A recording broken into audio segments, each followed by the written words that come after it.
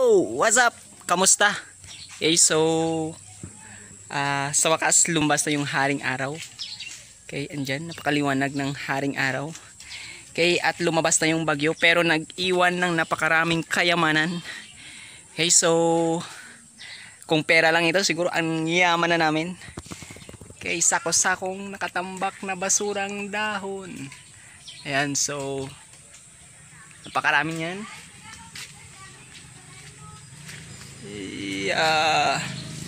Okay, dyan pa lang yan sa tapat ng aming bahay. Pero sa kalsada, sa highway, napakarami pa doon. Yan, hindi lang dyan. Okay. Hanggang doon.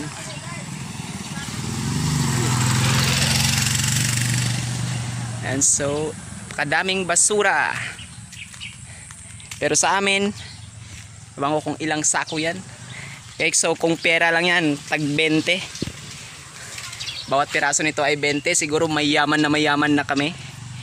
Okay, yan, sa mga gustong mapanood yung mga napinsala ng bagyo sa aming barangay. Okay, ilalagay ko yung link sa ating descriptions. Tunilada na naman.